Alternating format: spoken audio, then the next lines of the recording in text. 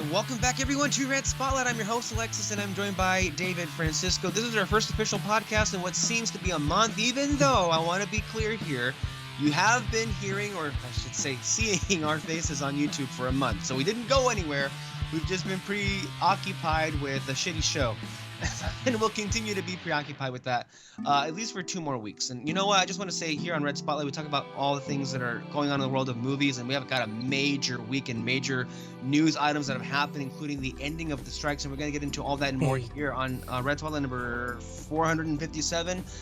As well as the fall festivals and the upcoming films we're going to be watching that may be award contenders. But I just want to get this, first and foremost, where we've been. Obviously, we've been on YouTube. We've been doing these Ahsoka recaps, and you know what? I feel like we've been having a good time so far, and I appreciate David's efforts that we've been able to do this video component now alongside our podcasts. We're still figuring some things out behind the scenes. You may notice that depending on if you're watching this or if you're listening to this, because of course our podcasts are available in audio format anywhere you listen to podcasts, Spotify, Apple, or Castbox, you may notice a bit of a difference in the quality of the audio if you're listening to this versus if you're watching this. So we're still figuring out those kinks because obviously technical difficulties will happen to us, and so we're doing our best. But I think all things considered, the quality of the output with the very minimal resources that we have, I think has been outstanding, and I am so appreciative of both you, David, and Alexis for being able to appear alongside me. I know Kyle and Peter are literally entrenched in their busy lives and cannot be here. As a matter of fact, I even just texted Peter to see if he was able to make it, and he's busy. He has a lot of responsibilities right now, and I'm sure there's a lot he wants to say, but of course, and also at the same time, I do want to be clear, all that doesn't mean that the rest of us who are on these shows every week are not busy. We very much are busy, which also could explain why we haven't had any new movie reviews in a while. Although, to be fair, nothing really that's come out in the last month has really interested any of us. I'm sorry, we were never going to be talking about The Last Voyage of the Demeter. We were never going to be talking about Expendables 4 or Kenneth Branagh's latest murder mystery or Gran Turismo or... I'm sorry, none of those things appeal to us. The only one that I really wanted to see it in theaters, but for one thing, I'm running out of money much faster than before. That is Bottom. That one just looked fun. But I eliminate movies that I know are not going to appear in a theater near me. And I knew that wasn't going to be there. And Bottoms is very much something that I will catch at the end of the year. Yeah. There's a lot of smaller independent films that, I always say that where I live, it is a really good microcosm of general audiences and general multiplexes. And that's not a film that I would imagine they foresaw bringing in. Especially if it's a queer-coded LGBTQ movie like it is. It's a conservative area. They very much we know what it's going to be. And I'm not saying that anything negative here, although you could extrapolate it into something negative. I'm just saying that if you're a theater owner, you know that that's not going to be a film that's going to get you a lot of screens. Yeah. Or you don't give a lot of screens too because people are not going to show up to it, if you know what I mean. So a lot of those go. Also talking about not being able to get Peter and Kyle into these podcasts. Ali and I today actually did another episode of Turn to Page, which is our other podcast that we did with. Did you? Yes. Okay, I have not heard about that in a long time. Literally a year. Our last episode now that's a podcast I've not heard in a long time. I'm sorry, I gotta do it. Literally, our last episode was September 3rd to last year. And so it's gonna come out next Sunday. I really wanted to for the first episode to come out October 1st. And with that one, we're just talking about the books that we read in that past year and all that. So I chose 4 books, Sheep chose 4 series, but it was a very quick podcast. And well, you heard it here. You heard it here first, folks. Yeah, Turn to Page coming back for at least 1 episode. Yes, we've been podcasting for so many years, and it's hard to do this. It's hard to be here. To make the time to be here. Right now, there are a number of things I need to do, and I will do, but I want to at least make the effort to do this, and it's also harder still, and that's why it kind of proved to be a bit impossible in the last what was it already, like 5 weeks or 4 weeks, I should say, is well, we've also it was really hard to be able to do a podcast at the same time as doing those reactions to Ahsoka. Mhm. And you know, that's just kind of how it was. But I mean, those episodes were, or I guess I should say those reactions very much were just whole podcasts in their own rights. I mean, Yeah. we they were like, some of them were like an hour to an hour and a half long. I mean, that's all yet. That's a lot of content Mhm. for a week. I mean, we were talking and talking. And by the Yeah. way, I need to apologize to you right now because I didn't even realize this. And if you watch, by the way, listening, for those of you who are watching or listening, or it'd be better if you watch it. If you go back on the last Ahsoka reaction, this was to the 6th episode. I didn't catch this. And by the way, I am long-winded just very naturally. So I don't even realize sometimes like how long I go on, or um uh, for example, if somebody else happens to be falling asleep around me, but it ended up being the case. I didn't even see this myself, but David was like toward the very end of the podcast. And so Yes. I was like, and I told him like, hey, after we went off the air, just to make sure you guys know I'm not a slave driver here. Like, hey, if you are falling asleep or if you need to go, tell me so we can end this thing early. There's no need to go on as long as we do. And by the way, I don't plan it out that way. Sometimes it's just talk and we go Yeah. into different directions. Hmm. No, for sure. And just explain my side. I was only lighting off because I was tired, not because I was bored or anything, not because you were boring me. Just so everyone knows, Mm-hmm. like I'm just And, tired. and just so everybody knows here, when we go on these shows, don't think we've had a day off. Like, Yeah. we're all tired. I mean, Hmm. we do this at the end of our days. And this falls, we've been recording Tuesdays or Wednesdays. Those aren't exactly like easy days. Yeah. Those are long days. And then to Hmm. be able to come here and then do this, it's a lot. Hmm. So yeah.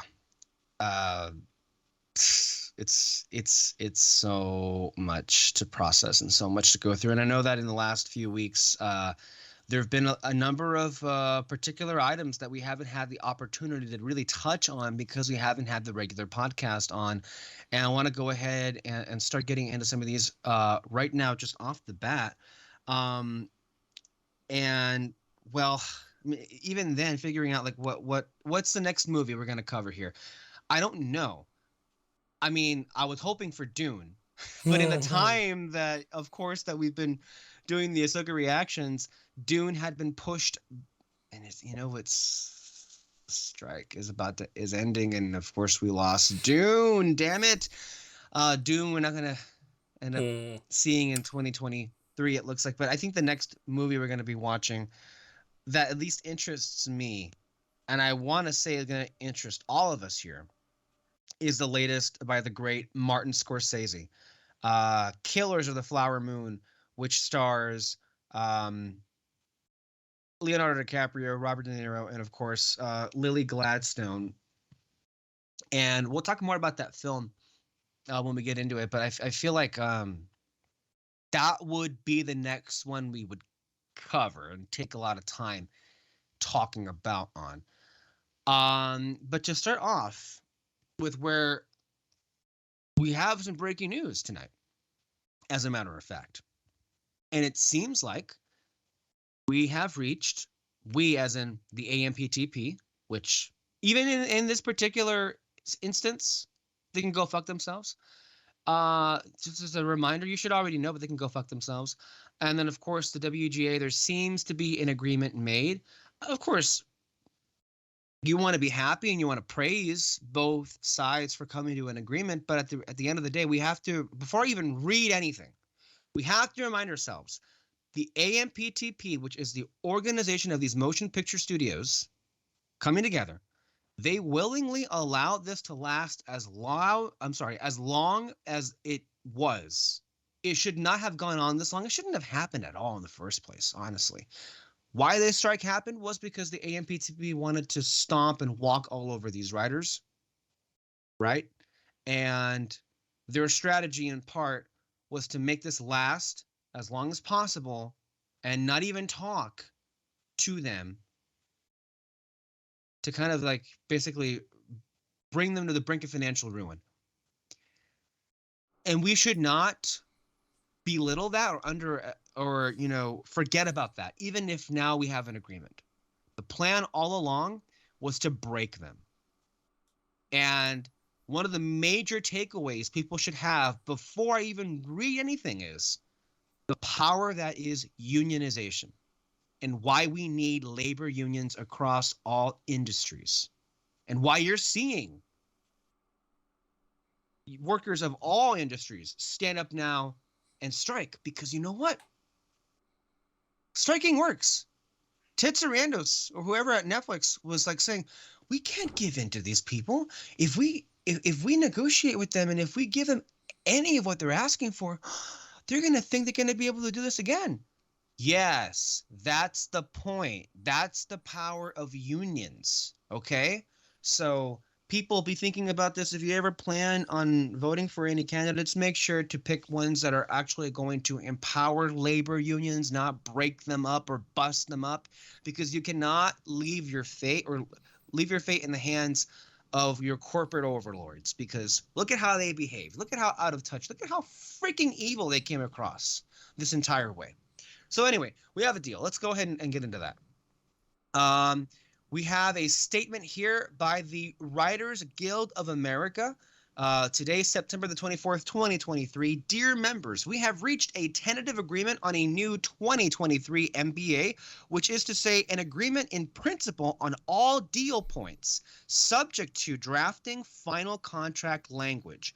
What we have won in this contract, most particularly, everything we have gained since May the 2nd is due, okay, so they're not saying what yet, okay, but they're saying is due to the willingness of this membership to exercise its power, to demonstrate its solidarity, to walk side by side, to endure the pain and uncertainty of the past 146 days. Jesus Christ, it's a long time. It is the leverage generated by your strike in concert with the extraordinary support of our union siblings that finally brought the companies back to the table to make a deal. We can say with great pride that this deal is exceptional, with meaningful gains and protections for writers in every sector of the membership. And to be clear, in case it hasn't already been made obvious at this point, this does not include the actors just yet.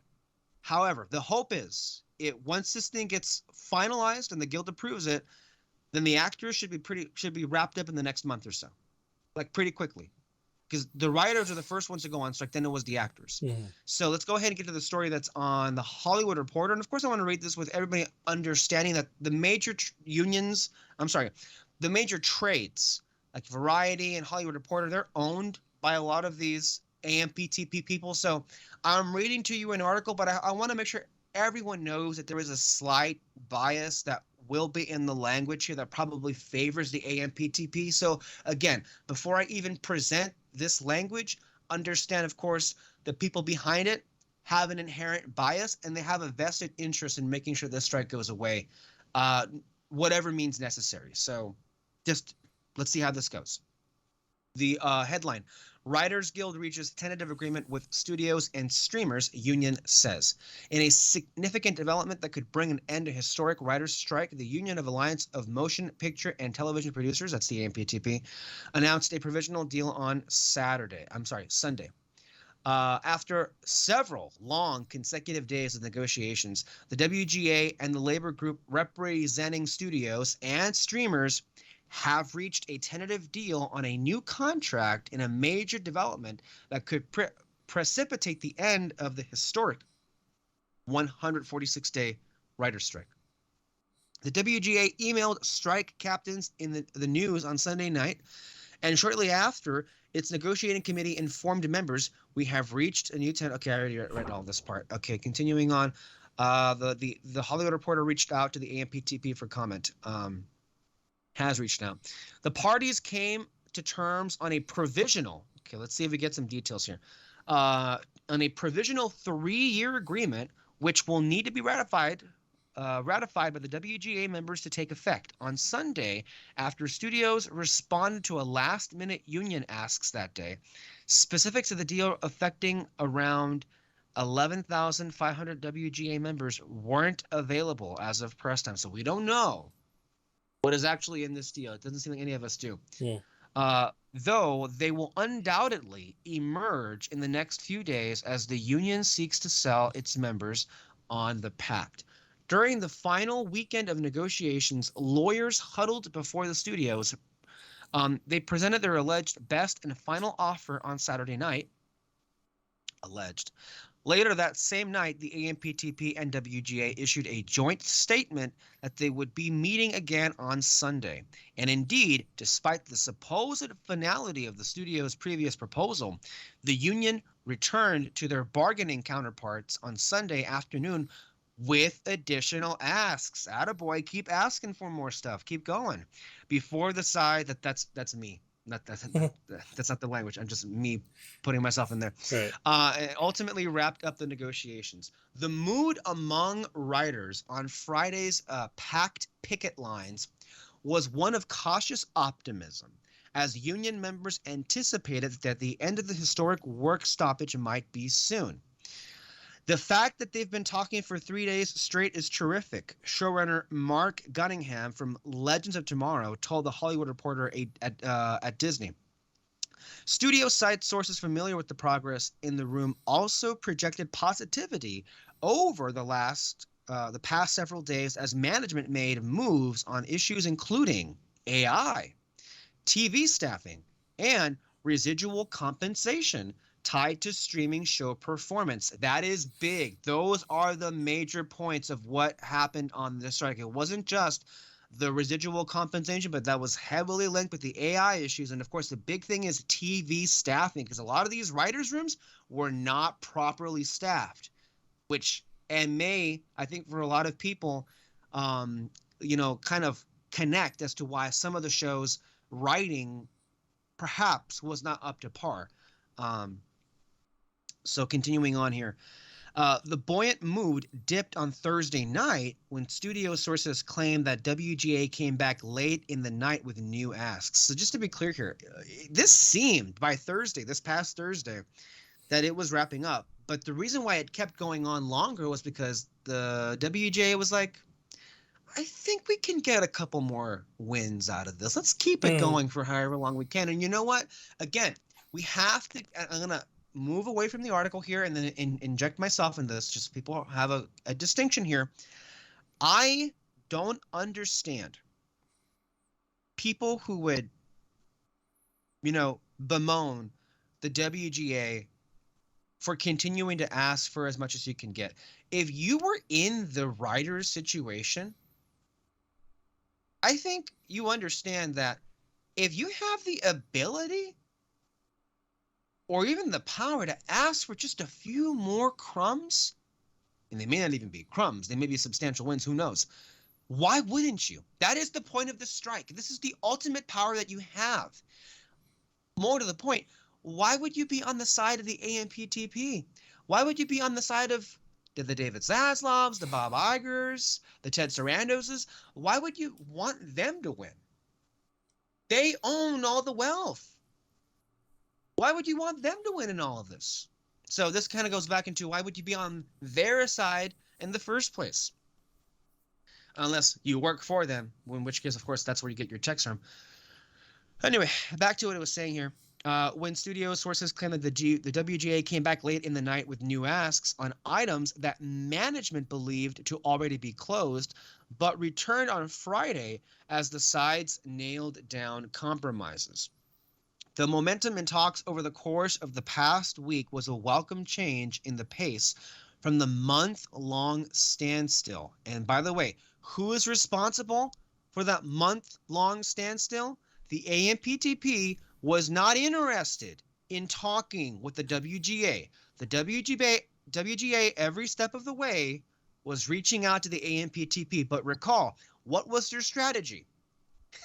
To drag this on to a point where they would lose their homes. Everyone right now, think of what Ron Perlman said. That's what that's what they were doing. The motherfucker who said that. There's more than one. That's all I'll say. That's what he was saying here. Man, that was legendary. That was great. It really was. That occurred after a meeting between WGA leaders and several CEOs, plus AMPTP President Carol Lombardini in late August. Yada, yada, yada. I'm trying to see if there's anything else here of note. It's just recapping literally, let's see, though still tentative in nature, the agreement is a momentous development for an industry that has been hobbled by the double WGA and SAG-AFTRA strikes. The first time both have occurred at once in over 60 years. The WGA strike had an immediate impact. Filming in Los Angeles declined 29% between April and June compared to the same period last year. And then a wide array of major projects were halted in the tracks and postponed, like Stranger Things, Blade, Thunderbolts. And then when the actors joined, additional projects, including, I don't know why Venom 3 is even in. Who cares about Venom 3? Gladiator 2 and Deadpool 3 followed. A tentative agreement does not eradicate the potential for the strike to continue, as WGA members would still reject the deal, or could still reject the deal in an upcoming ratification vote. So there's still a chance that it may not exactly come together. Of course, stakes and expectations are high. However, in the coming days, WGA leadership will undoubtedly work hard to persuade their members of the deal's merits. By the way, before the strike even happened, which was, I believe, back in May, initial negotiations between the WGA and the AMPTP began on March the 20th. We're now in September the 24th. Jesus, that's almost a year. Yeah. Like, oh my God. So basically, I'm going to go ahead and stop reading this now. What we got out of that was there seems to be a tentative agreement. I don't know how the AMPTP feels about it. Of course, it didn't want this in the first place. They would have rather. I am surprised in that article. We got a lot of and also the WGA's own press release. It seems the writers are very happy with what they got. And it seems like and again, we don't know the exact details yet, but at the moment, the writers are framing this like they got major concessions on what they were asking for. Mm-hmm. Now, on the flip side, we have not, and I have not heard yet, any sources that are allied with the AMPTP about how they're feeling right now. My guess is if the writers are happy, I would assume the AMPTP is not very happy. They didn't want any of this in the first place. And if they only now have come to the table, it's because they're hurting bad. They're hurting really, really bad because there's nothing being made. And nothing has been in production since, well, for months now. And of course, we have to also take this opportunity to thank Fran Drescher and all the leadership and the actors in SAG-AFTRA for jumping into this and also striking alongside the writers, because I don't think if, again, we don't know the details, but if the writers are able to get major concessions and get some major wins, I don't know if this is exactly what it would have looked like if the actors themselves had not jumped into this. And the actors made a big fucking difference in this strike. For sure. So let me see here. I'm on the Twitters or the X's. I don't know what, not the X's, but whatever X's. It's called. No, that's so. And moving away from that. It's Twitter. It's Twitter. Yeah, fuck that. And fuck Elon Musk too. I don't know if that needs to be said, but I feel like it should. He's not involved in this at all, but yeah, fuck him. Who cares? I mean, I don't care. And then watch. I lose my Twitter account tomorrow. I know. We'll see. I don't have Twitter either way, so. Yeah, well, I seemingly can't quit it. So that's where we are at the moment. I'm trying to look for any kind of reactions as to like how this is being received, and I'm also trying to see if there's any kind of insight as to like what exactly were the specifics. But it seems like what we were reading, they got their wins in the areas that they were looking to get their wins, which is a major, major deal, because especially when it comes to AI, man, what they were thinking of doing with AI. Yeah.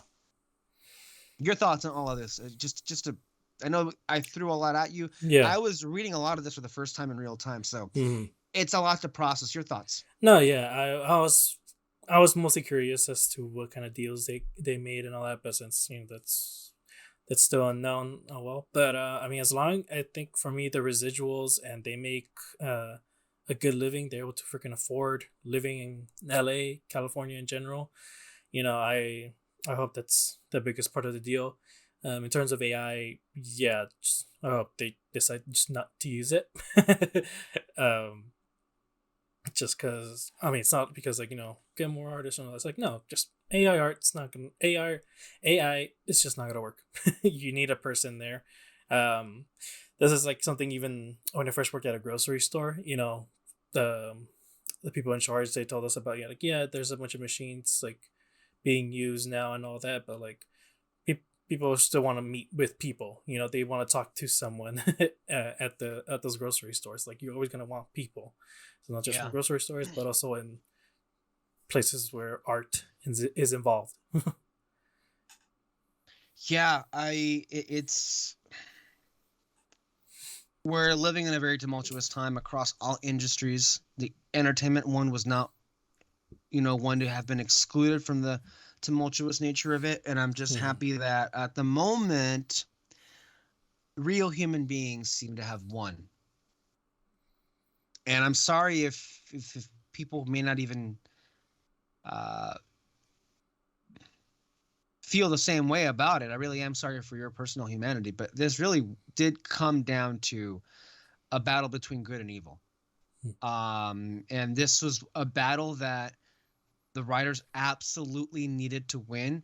But because we have been so conditioned and they're just expecting the worst outcomes, like, and we were also so conditioned to just taking what we can get, and not fighting back when and exercise a real power. Um, this is a just an incredible achievement if this ends up being the case. It's a David and Goliath story, really, when it comes down to it. And it's a reminder for any worker group in any industry striking works. Do it. If you're not getting what you need, do it. I feel it's as simple as that, especially when we see whatever these details were. But for the moment, Tuesday, I believe I read in that article, is when they're going to vote on this. So Tuesday, if it's in the clear and if it's approved, then this is done. Now, this does not affect the the striking actors. However, the presumption is once the WGA votes to ratify this agreement with AMPTP, very quickly, I believe the actors and the studios will come back together and get this thing wrapped up. And if this is the case, now I'm not one to speak on how these things usually go because these things hardly ever happen. I mean, the last strike was 2008, and the last time that the writers and the actors joined together in a strike was 60 years ago. So I mean, none of us really know how this can actually go. But I guess we're now in a place where we can be optimistic that soon this will be behind us. Um, which is just like thank God.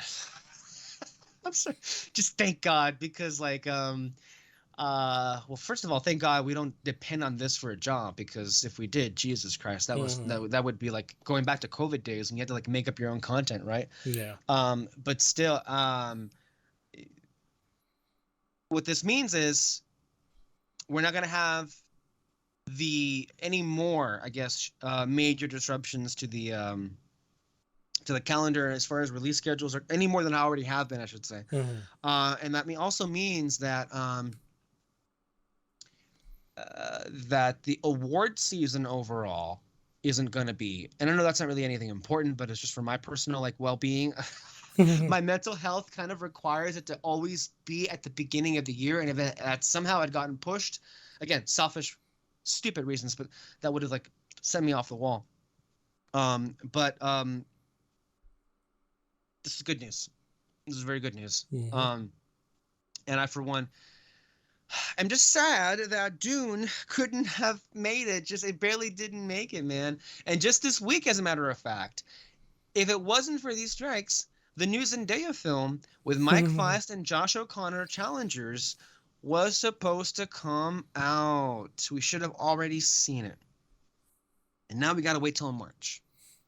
Hilariously enough, that's the exact same amount of time we got to wait until Dune 2 now. So I guess March is now the month of Zendaya. Yeah, it is. Basically, right?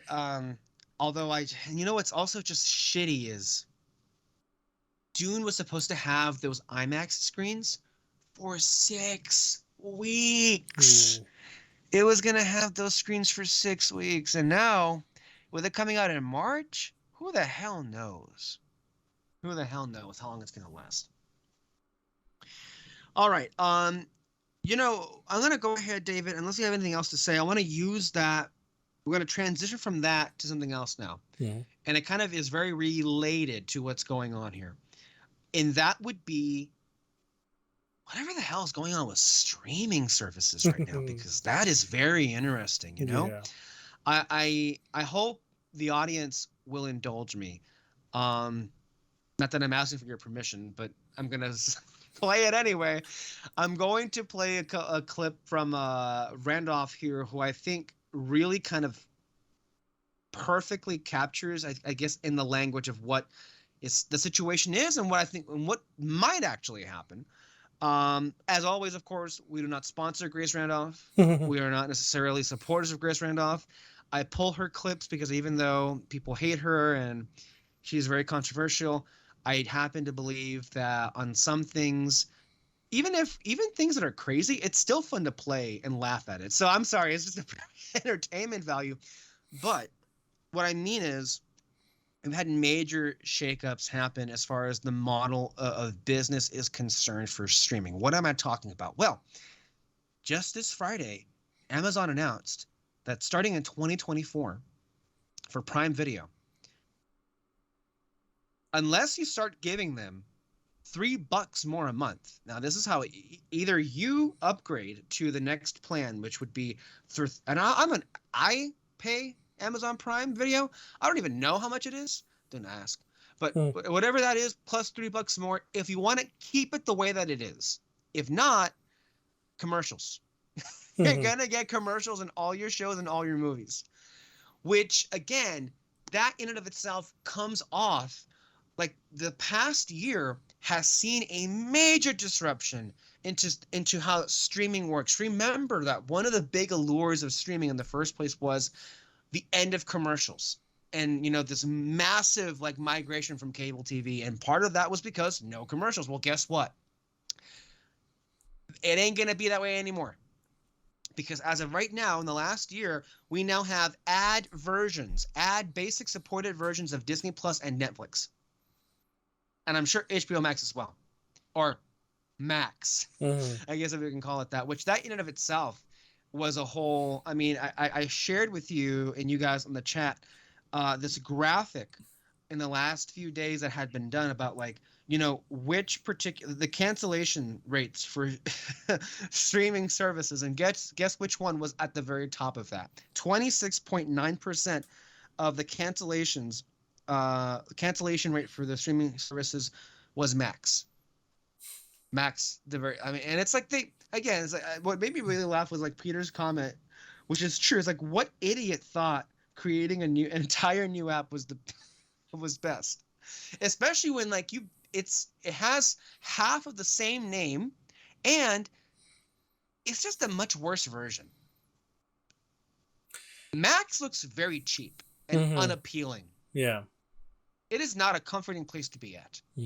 And then what used to be in its place was a curated app that was made with love. You could just feel it that way. And then here it's like, it's just a fucking David Zaslav. And of course, because they added all those discovery programs, it's just like, man, it's like, imagine somebody's like Apple Music or Spotify playlist, but it's like not any specific genre or era. Imagine every genre and every era of music in one playlist, and it's just on shuffle. So you can go from like Selena to Taylor Swift to John Williams to Sebastian Bach in the span of like a couple of songs. Yeah. And it's like, that'd be the worst party ever. Not that you have to listen to music to be at a party. I mean, music can be used for a variety of things. But what I'm saying is, when you go on Max, that's what it feels like. It's like you have what?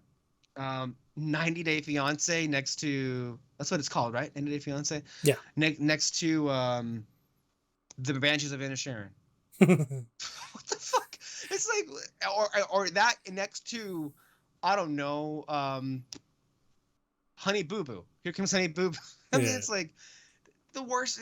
Or that next to HGTV's House Hunters. It's like, no, that's, I believe if you're gonna have a streaming service like that has that much variety, curate it. You put into the effort of classifying it, categorizing it. Don't put it next to each other. Don't like for right now, one of the things that everybody is anticipating is at the end of the year, and Bob Iger has been, suggesting and implying this in his like recently quarterly earning reports, that they're looking into combining Hulu and Disney Plus. And I don't know if you've been on Hulu lately, but there were some Disney Plus originals that have been appearing on Hulu. Yeah, I know they've been doing that recently, and they know Hulu is already a mess in itself, and like Disney is already like okay the way it is because it's just all Disney stuff. Once you get unless you go on the National Geographic. Oh yeah, that's the only oddball. But like Hulu though, you don't know what's gonna be in there at all. One day you're like you just open it one day and all of a sudden you're like, when the fuck did they put this movie on? And why haven't I haven't heard anything about it or something like that? Why haven't I heard they finally put this new movie in here or something like that? And it's just so weird. So that's. I will say though, I'll say that Hulu for me is the best streaming service from the standpoint of like comfort food. What do I mean by that? If you are a fan, as I am, of television sitcoms or those kind of comfort shows, Hulu has an endless supply. Yeah. They have an endless supply of those, and you can just have them on as repeat. Something you don't have to pay too much attention to or just have it on in the background. Hulu is the app to have. And so that's what I'll say about Hulu, but I don't know what it would look like if they put Hulu and Disney Plus together. I mean, I guess that's how Disney Plus already is everywhere else where they don't have Hulu. Because on Disney Plus, when you go onto the homepage, they have the star window. But we'll see how they do it. But if you look at Max is atrocious. And it's so hard to find anything, too. It really is. But the point is, and even in just this little side tangent, you've already been seeing how on a daily basis, streaming is changing and what new strategies they're employing. But one of the things that I was discussing here is that the introduction of ad tier basic versions of it. And if you don't want to pay for those, well, you're going to have to pay up, basically, if you don't want any ads or any commercials on all of those streaming services.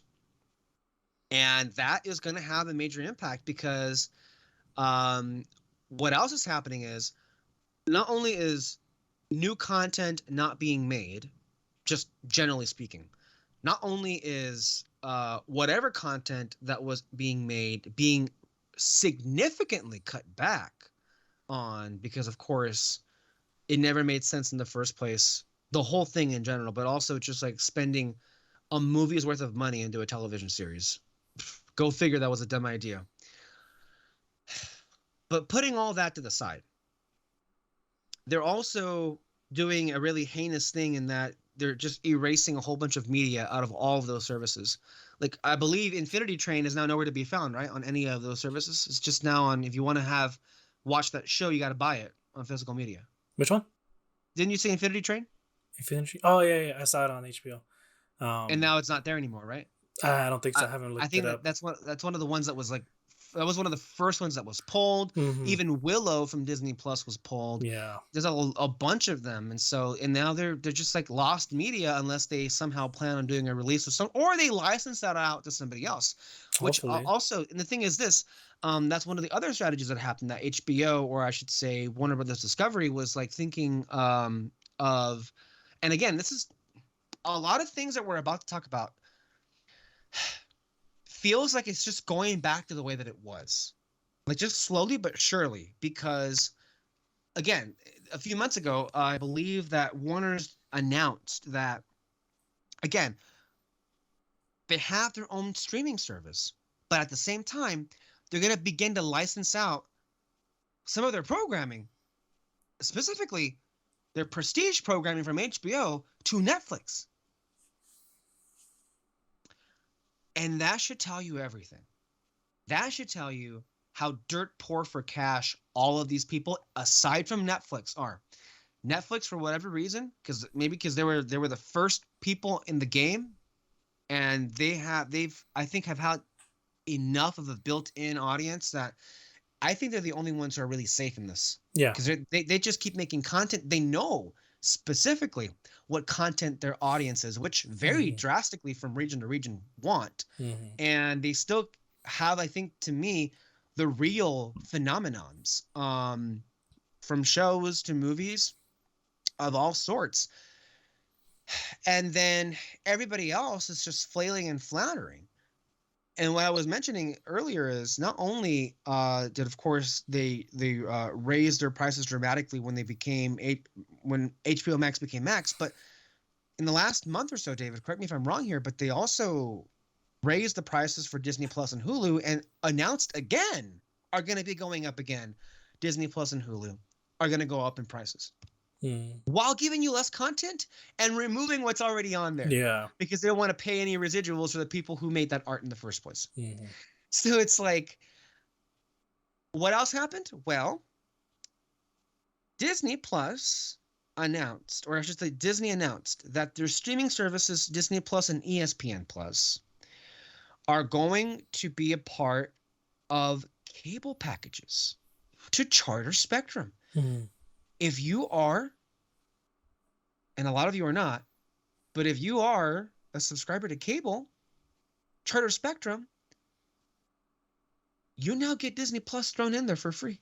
Not for free, but you get it as part of your deal.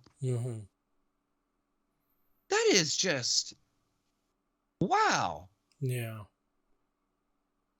And so when you put all these pieces together, you're like, what is the end game here? Because it feels like they're moving all of this back to the way that it was. But to me, anyway, it's like, it's just an admission that this was just a very foolhardy thing to even explore into.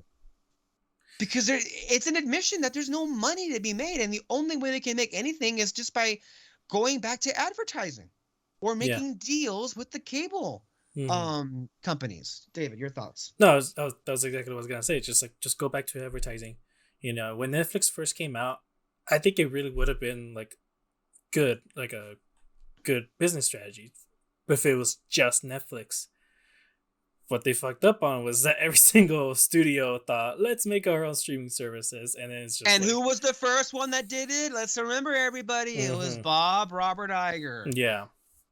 He's the one that started it all, and it just went downhill after that. Everyone wanted streaming services, and it just didn't work. Notice how we didn't even mention all of the services. I mean, there's Paramount Plus, there's Peacock, and that's not even mentioning the ones that died. Remember, there was one called DC Universe. DC Universe, Paramount Plus. Well, Paramount Plus, which I believe at one point was called.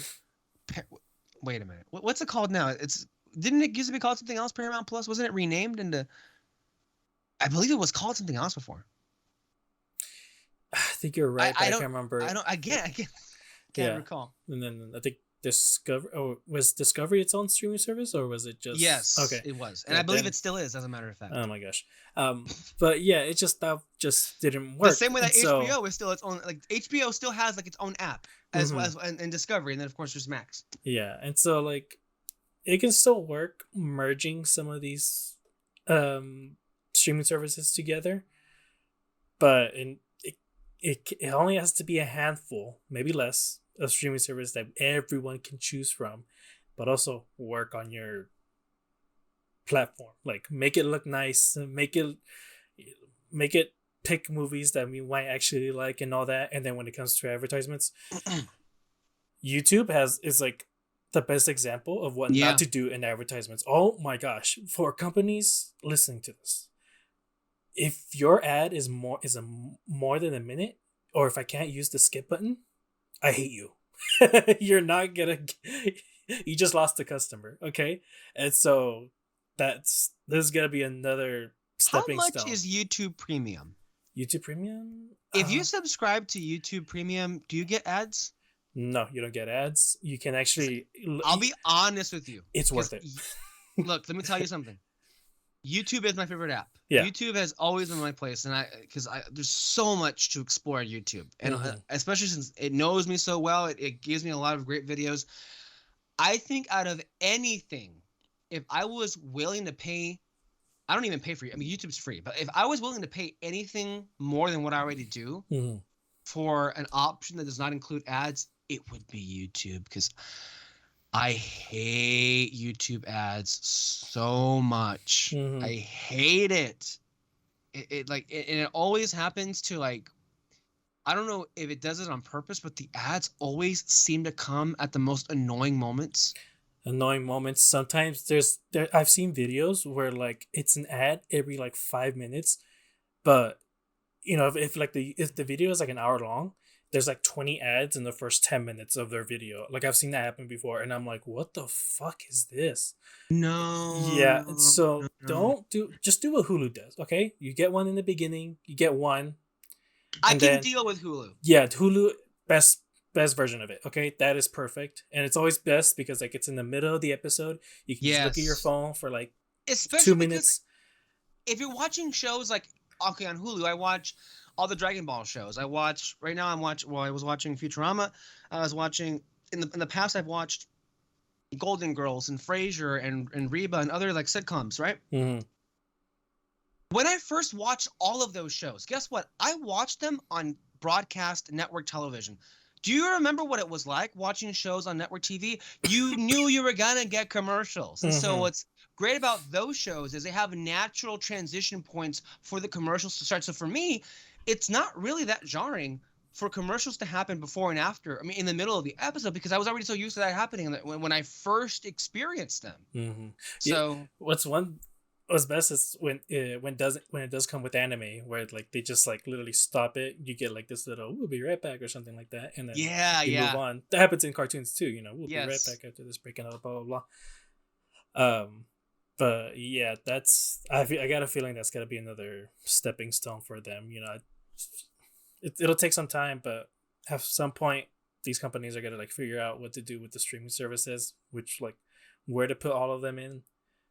But then the next circle is going to be ads, and we're going to be like, oh my gosh, fuck this streaming services. Well, yeah, I mean, you know what? There was Films at Home, the YouTuber who does great reviews on physical media, which we'll get into in a minute, because that physical media has had some major wins themselves these last few, just by even existing as a win. Let's be real about that. But hey, he shared some thoughts that I put on the chat too. You'll notice, by the way, I'm the only one that throws things there on the chat. Otherwise, it would be dead. I don't know what the hell is up with you guys, but like no one's responding for the most part to what I'm putting out there. But I know everyone's busy, yada yada yada. But he recently had some thoughts that I think a lot of people who are listening are going to like agree with. But again, streaming is just not profitable. What was a big reason why these strikes happened in the first place? Because it disrupted everything, and the actors and the writers and everybody who works on those shows was no longer getting paid what they were used to getting paid, and there was no longer any kind of metric to judge how successful or not a show was. And then on the flip side, it was hurting theaters. It was hurting the box office. I mean, sure, the studios may not care ultimately what happens to the theaters themselves, but they care about their bottom line. And there is no model of business that gives you direct, like, money than box office does, that you can actually track and count. And yet, for whatever reason, they drank the Kool-Aid thinking that if they forced it out, that was going to be replaced in the form of streaming. But no one came up with the logic and we're still looking for the logic. And I think all of these movements are indicative that they have kind of, as Fran Drescher would say, have woken up and smelled the coffee. This is what Jeff from Films at Home said. Streaming services are shooting themselves in the foot with the addition of commercials. It's almost like they have no idea what made them so popular to begin with. Nobody wants cable 2.0. They are so tone deaf. Let me just say this. He's right when he says nobody wants cable 2.0. My friends, that's where we're going. Yeah. That's just going to have to be literally. I mean, again, look at YouTube. The YouTubers here who have like millions of subscribers. How do they keep going? How do they like make a living? They have advertisements. People sponsor them, and that's just, and they're probably making more money than these streaming services. Yeah. So it's just that's just how it's gonna be. All right, David. What I'm gonna do right now is to that Randolph clip I told you about. I'm gonna play it right now. Is it possible for you, for me to send this clip to you? That way you can insert it right now. If you want to, I don't know if you have it, if you want to write it down, maybe I can. Right now we're at, in our recording, it says here 58:33. I'm going to give you the timestamp.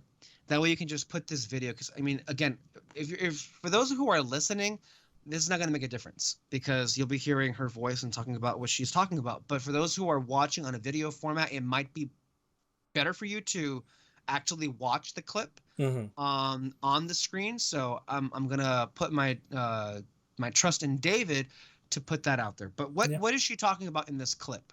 What we've been talking about, and what her predictions are as to like what inevitably might happen, because people out there are like thinking, what are they thinking in continuing to raise the prices? Because it's going to come to a point where I'm not going to be able to afford it anymore. And I think that's kind of the point, guys. It sounds ridiculous, but at the end of the day, I feel that's exactly what might be happening. So I'm going to go ahead and play the clip right now.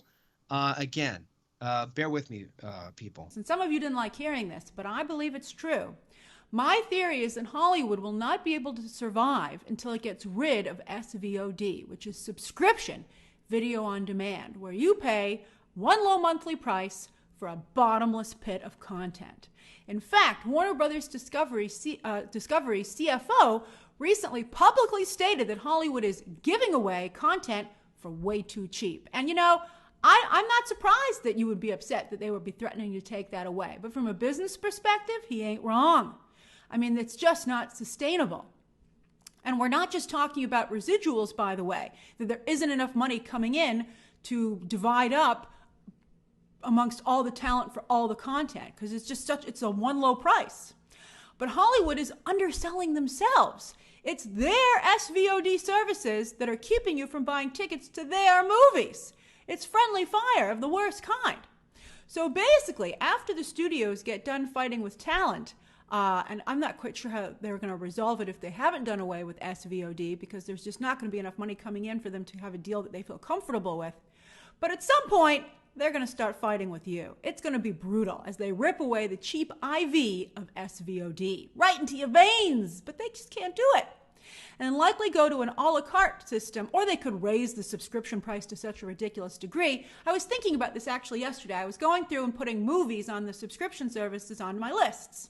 And I was like, wow, I was on Hulu. Hulu or Max, I was on both of them, but I was like, you could just have this one streaming service and it would pretty much meet all your entertainment needs to a degree. What's your main SVOD service? So I could see a point where everybody just goes, okay, we got to pick one or two, and that's just it. And then we just stay to those. And maybe if a show's really amazing, we'll churn for a month or two, which is why some of you said you binge, not only because you prefer it, but because, you know, when the show extends over a month, you're not paying for that. So you wait till you can watch it within the 1 month price. So people are doing that rather than watching something based on how they would enjoy it the most, because they would enjoy it the most for the least amount of money. That you would be surprised how that would contribute to someone's enjoyment of content.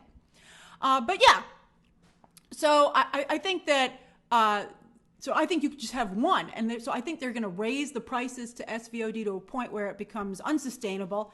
And then once they've broken you that way, then they'll start doing the a la carte. They'll go, oh, you don't even have to churn. That makes sense.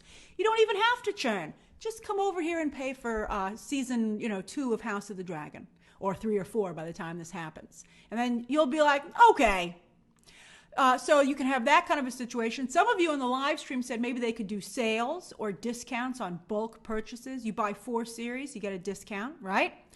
Or they could charge just for newer releases, the new expensive content, while the older content, which doesn't cost them anything to have on the service, but keeps you subscribed overall, could be part of what's included in the base price. Like Comixology does that for comic books.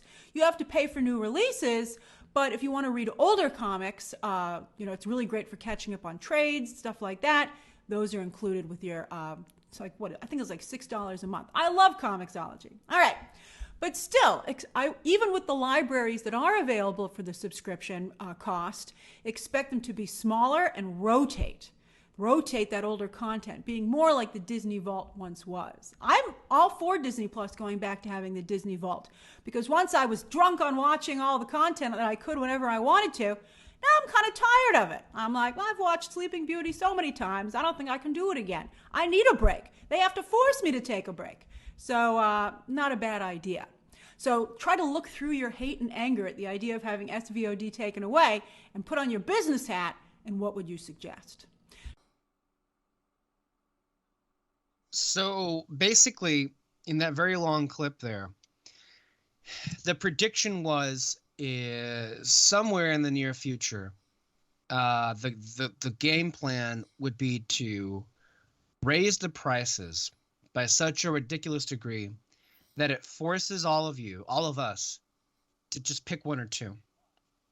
But what could be a different change into how they do things is, well, even if you still are somehow subscribed to one or the other, the future might, basically what she's describing, and this would be kind of hilarious, but the future that she's describing there about, like, instead of like new programming, whether it be new movies or new TV shows, just being included with your regular subscription fee, what she was describing there sounds a lot like what Bob Chapek tried to do with some of the Disney films on Disney Plus, like Jungle Cruise and Mulan, by charging an additional rate. And that is interesting. Yes, David. All right. So, David, what are your thoughts on this? That was a lot. Right? Yeah. I mean, I feel like what was it? Basically, like paying for individual shows and all that. That one thing that she described feels a bit of a stretch for me. I just think, like, I mean, I don't know. I just feel like that's way too much for anyone really to afford and all that. So it's that's just. It also depends on whatever the price point would be. The price because point, sure. Bob Chapek was charging a lot for those movies. Mm-hmm. He was charging like what, $30? Yeah, pretty much. So, Oh yeah, yeah, I mean, yeah, it didn't necessarily work when Bob Chapek tried doing it because nobody else was. Mm-hmm. But what if we get to a point where everyone's doing it? Like, I think ultimately the only way something like what she was suggesting works is if the strategy from all of the streamers becomes, we're going to jack up the prices, and we're going to force you to be in this, because I mean, ultimately this is not a situation that's desirable for anybody. However, streaming, there's no money in it. Yeah. And so a lot of this is finding how they're going to get that money out of you. And I'm sorry to say that ultimately it's going to come to a point where either they go down this road where they're going to have to start charging you for individual releases to get something back with the money they're dumping onto this, or they get rid of it entirely. But then again, That also doesn't sound realistic because they've already moved all of us off cable and into streaming. But why would they continue streaming if there's no money in it? That's the conundrum we find ourselves in. Is that, you know what? Like what ultimately we're going to be the ones that lose. Mm-hmm. The question is how they make us lose. Yeah. What strategy do they employ to get something? Mm-hmm. The thing though too, okay, maybe it might work, you know, like paying for individual shows and movies when they release. You know, maybe they can't get a quick buck back, but that's not going to be a guarantee of what's going to be popular, because there's already people that I know that they'll unsubscribe from like Netflix or whatever streaming service they have, and they won't come back till like 6 months later. And then that's when they'll go, okay, we have a list of all the things people have like told us to watch. We're going to watch all of that within the month, and then we'll unsubscribe again, you know? And so like that, it's just not well, at least for me, what's more important is figuring out what's popular. And nowadays it's not going to be about budget, really, especially now with movies coming out. You know, you're no more of the $1 billion in one weekend type of situation, you know? And so it's just, you're going to have to give it some time and then figure out from then, like, okay, wait, we have this, cool. Maybe we can make something else. But by then, though, is it going to be too late? Well, it also depends on what's going to be the future of those what happens to that information, that data, those analytics that these studios have as to like what really is popular. Mm-hmm. Nobody knows those figures but the studios themselves, and they've been able to hide that from the rest of us in ways you couldn't do with television ratings or box office receipts. And by the way, that was one of the major things the actors and the writers were demanding, was to see those numbers and see those figures. And I wonder, ultimately, what was the concession? Because it would be hard to see that the AMPTP agreed to any kind of deal that would mean they would have to publicize those figures. But at the very least, it seems as if the actors and the writers are going to be purviewed to that information and be able to use that information for however they feel they should be compensated. Mm-hmm. Ultimately, nobody knows how this is going to work out, where it's going to go. But as we've opened this discussion, talking about, it's changing every day. And this is continuing to change. Mm-hmm. It's very fluid.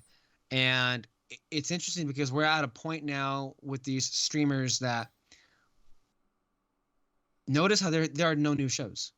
I mean, Ahsoka's out there, but like really there's nothing else out there right now. Mm-hmm. And what we are talking about when it comes to that concerns the streamers is all of these deals that are being made and how they show in how they feel they can make any kind of money.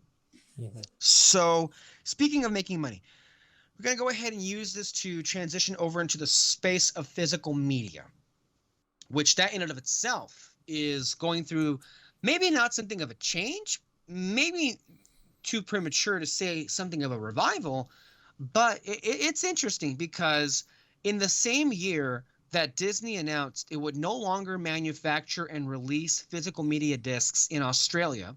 Sorry for you guys, I really am. That's really sad and disappointing.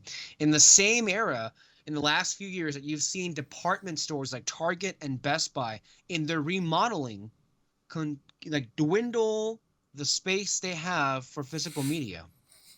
Which, by the way, Best Buy themselves, I mean, it seems like they've made it their mission to be physical media's number one enemy. Mm-hmm. They not just by downsizing the amount of discs that they have, but so much of their merchandise, whether it be shipped online or even what arrives on the stores, is just outright damaged. Really? Seriously, I've seen a lot of images. Like I just saw somebody post on the Reddit, the 4K Blu-ray Reddit page, that their Best Buy like Blu-ray disc came in and it was bent like a boomerang. Oh my god! And then there have been discs that have arrived, but they've had like a sticker on it, and it's hard to remove, and it may even like dent or like make a it ruin the slipcover of it.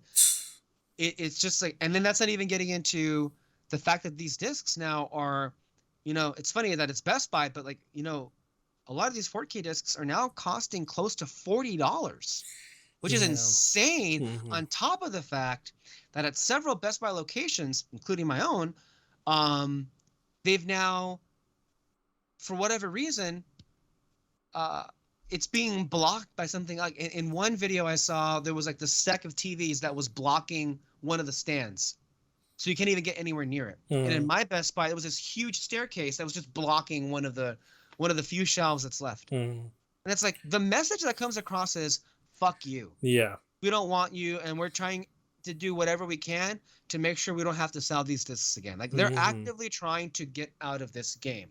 Target is not as bad, not nearly, but they're heading in that direction. At the same time, though, Walmart is going in the other direction. Walmart still they have the largest collection of physical discs everywhere. You go to a Walmart, and they're making like exclusive versions the way that Target was. Like I purchased the Fury of Gods Blu-ray, and even the Flash had a nice release. I didn't buy the Flash because it's not good. I want to be clear about that. But it had a nice packaging that Walmart had not really been doing up until lately. And I think Walmart, I saw a headline recently that they're getting into the distribution game too. That not only are they selling it, but they're also going to be making discs. So they see potential with that. I mean, they kind of already have before.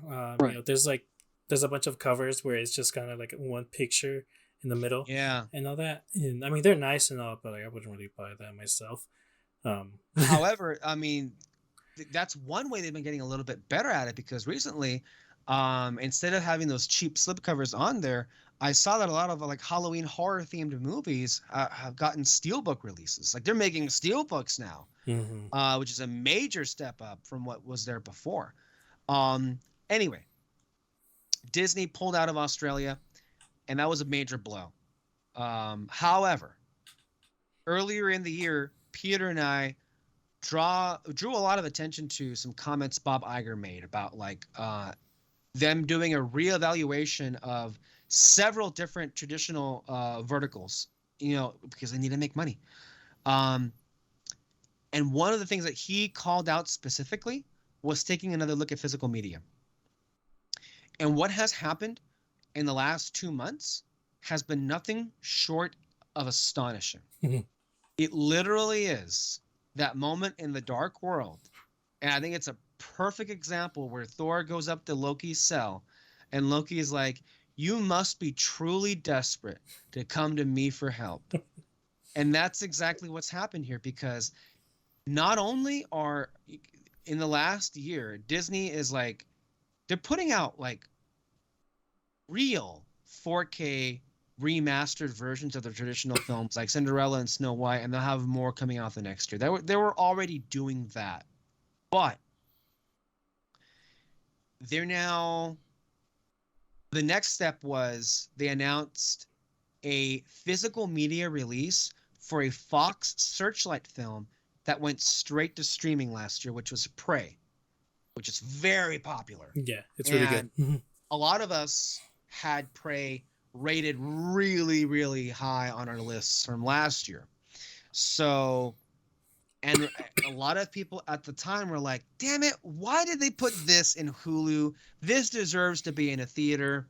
That is a whole separate discussion. But when it comes to films that are made for streaming, they hardly ever, it usually more often than not means that they're not going to end up coming to a physical media at home. Well, they announced that Prey was coming to 4K Blu-ray disc. And what was even more surprising was how nice the packaging was. It was a steelbook. And it goes like, whoa, that's a couple of big steps for you, because it's one thing to announce that is going to be getting a release, but it's another thing when it's that nice of a release. Yeah. And for TV shows too. Then the next thing, because it wasn't in the same week. The next week they announced the Disney Plus Marvel and Star Wars shows, which they said just last year was never going to come, or 2 years ago was never going to come to disc. that no longer is the case. Mandalorian seasons 1 and 2, WandaVision and Loki were confirmed. And we got artwork. And the thing is, they were coming to 4K and Blu-ray. And they're getting like, I haven't checked what, well, actually I did. I believe they're $50, right? They're going to be, they'll be pricey. Yeah. But they're nice. Mm-hmm. The packaging is very, very nice. I mean, they're all steelbooks and it's 4K Blu-ray. Mm-hmm. And on top of that, no one ever thought this was on the table. Mm-hmm. Because think about this. Disney Plus is taking their premiere content and putting it on disc. And we were all just like shell-shocked. Yeah. Again, it's like, whoever would have thought, David. No, yeah. I mean, I think the biggest surprise were that they were really nice covers too. Because they could have easily just been like, just throw something on or something. It's like, no. Someone kind of took the time here to like make something look good and all that. So that was really interesting. And then, yeah, like I mentioned too, it was a TV shows that they were putting in 4K, which that I don't mind paying a bit more, especially because it's a TV show. You know, there's a bit more going on there and all that. As a, you know, for comparison's sake, not to cut you off, but I remember when and again, I'm gonna insert this not just because it's the anniversary, but also because I'm still waiting. I'm still waiting for releases on seasons 3 to 7, individually for Blu-ray, I should say. Oh, okay. Yeah, you know how much it cost me to buy the Blu-ray disc for Agents of S.H.I.E.L.D. season 1? How much? $50. Really? Wow. But it was 2013 or 2014. It was a Blu-ray disc, which is at that point the highest resolution available, and it's a TV show of 22 episodes. TV shows, it's a lot more footage. There's a lot more hours than just a movie. So it made sense at the time. So it's really not surprising. I guess the only difference is, of course, all those shows have significantly fewer hours than even S.H.I.E.L.D. season 1. But still, this is a really quick and easy way for them to make some money. Which, again, just tells you, man, they're strapped for cash. Yeah. And it was funny because I saw a video this last week where one of the regular Blu-ray hunters went out and saw that Little Mermaid, he picked up a Blu-ray, and he was so confused because it seemed a Blu-ray of Little Mermaid 2023. And the price was $42. And he was like, that doesn't make any sense. How is a regular Blu-ray disc of the Little Mermaid costing $42? And apparently what happened was it was a Blu-ray disc that contained both versions of the film by Disney, Little Mermaid 2023 and Little Mermaid 89. But $42 still seems a bit much. I mean, you'd think it would be a 4K Blu-ray, not necessarily a regular Blu-ray disc. That's like, it's a lot of money right there. But I don't know. I feel like we're living in particularly strange times when we're seeing, of all things, physical media be brought back. And you know what really I feel has the effect that had on me was in the last few weeks. I actually had the time to go back and take a look. Well, not just buy some new movies, but also just actually pop them into my player, because it had been a while since I've actually used my player. I just kind of just streamed them because I have a lot of the films that I own have digital versions, and it's easier to put those on.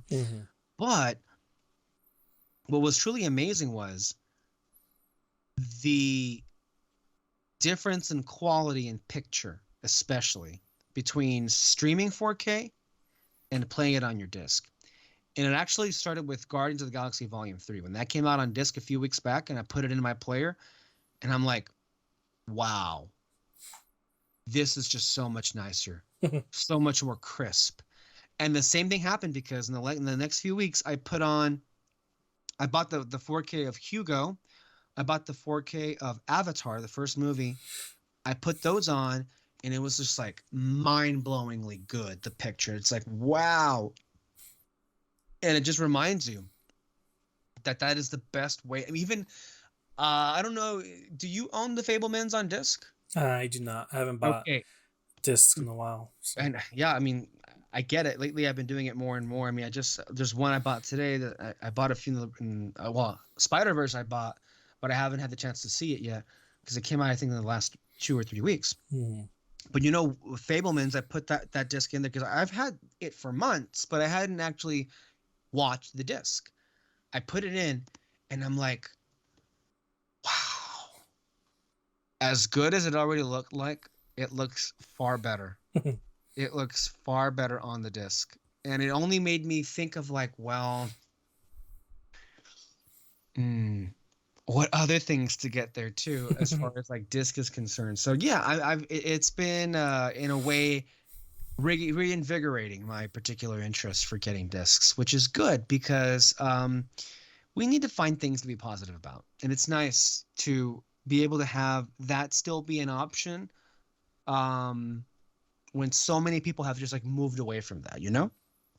So as far as these discs are concerned, I don't really have anything here that I immediately want to go out and get, even though I feel like from a certain standpoint, these need to be successful in order for Disney to keep putting more into this and seeing that there is a market out there.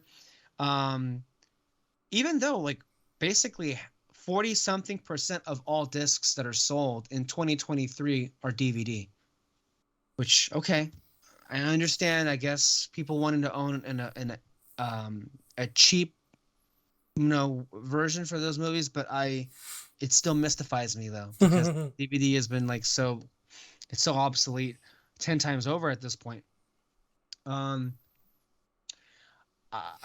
If anything, maybe I'd get the WandaVision one, but I'm not actively looking for one right now. Yeah. But the Prey cover looked really, really nice. Oh yeah. I don't know. Are you gonna pick up any of them? Do you plan on picking them up? WandaVision and Prey are probably the ones that I want the most. They haven't announced the Miss Marvel one yet. Not yet, no. That one, if when they do, I might pick it up. But according to rumors, they are working on Falcon and Winter Soldier and Andor. Yeah. Oh, Andor is not even a question. Yeah. That is not even a question. For sure. I'm actually excited how that one would look like too. Yeah. Especially since, I mean, it already looks so amazing on Disney Plus. Like that's a show that they actually put money into, and it looks it. And again, watching Ahsoka just makes us miss Andor more and more. So yeah, that's kind of where we are right now when it comes to the physical media space. I wanted to use that to transition to, well, I'll use it as a way to talk about the discs that I got recently, and then also the film festivals.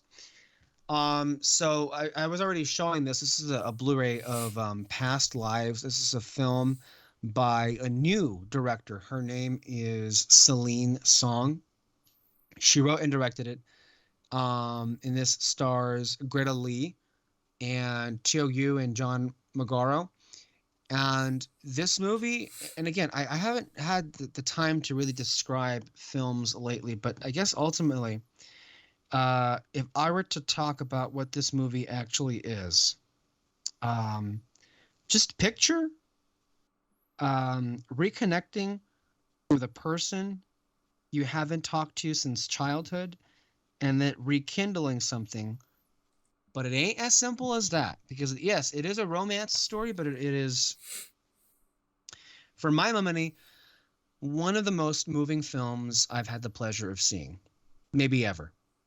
One of the most human films I've had the pleasure of seeing, and everything from the writing to the directing to the cinematography to the score is just beautiful. And keep in mind, this is a small scale film.